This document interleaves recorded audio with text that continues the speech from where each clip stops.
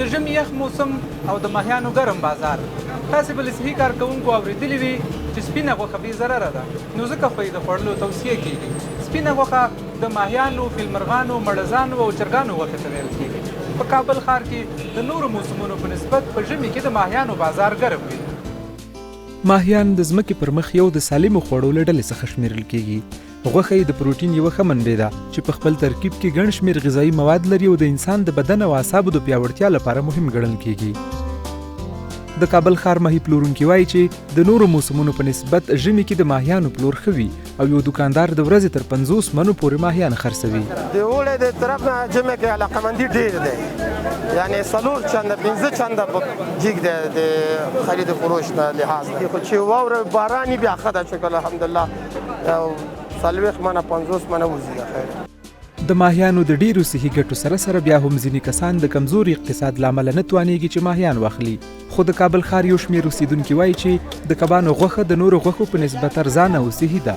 دوی د ژمي په یخه هوا کې د ځان ګرمولو په موخه ماهیان اخلي. انسان باید په خپل عمر کې اول خو هفته کې یو ځل وخوري، که هفته کې نشي خوړلی میاشت کې یو ځل وخوري، که میاشت کې نشي خوړلی، یعنې په کال کې حتما نشي. او که انسان مایع وخوري ولې چې د انسان فزیکي وجود مایع ته سخت ډېر ضرورت لري. په ژمي کې ماهیان خوړل د زړه لپاره هم ښه دي او ګرم هم دي. ماهیان د بدن د سلامتیا لپاره ضروری ګڼل کېږي.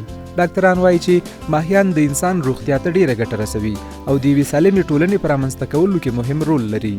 او د زړه حملې بالکل کموي، ډېر زیات کموي، خاص کر د جګر غوړ چې دی، خلک دلته جګر غوړ ورته وایي، ټرایګلیسیریډ او دا کموي، کولیسټرول کموي، او د انسان هغه فایدهناک غوړ چې دی ایچ ډي ایل دا مقدار زیاتوي.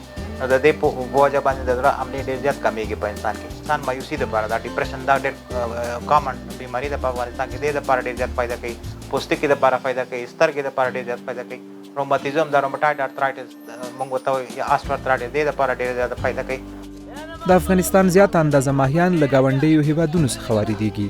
د کرهڼې او مالدارۍ وزارت وایي چې اوسمهال د هیواد په بیلابیلو ولایتونو کې د ماهیانو فارمونه جوړ کړي او ډیر ژر به افغانستان د ماهیانو په برخه کې خودکفا شي. تعداد فارم‌های ماهیپروری در کشور به بیش از 2000 فارم رسیده. ظرفیت تولید فارم‌ها سالانه 10,000 متریک تن گوشت ماهی است و بقیه نیازهای افغانستان از کشورهای مختلف از جمله پاکستان و سایر کشورها به افغانستان وارد میشه. د افغانستان سیندونه هم په زیات اندازه ماهیان لري چې خلک وطني ماهیان بولي، خو په یو شمېر سیمو کې په غیر قانوني توګه د ماهیانو ښکار د ماهیانو د نسل د له منځه وړلو اندېښنې راپورته کړي. عمران دانش، زاویه میډیا، کابل.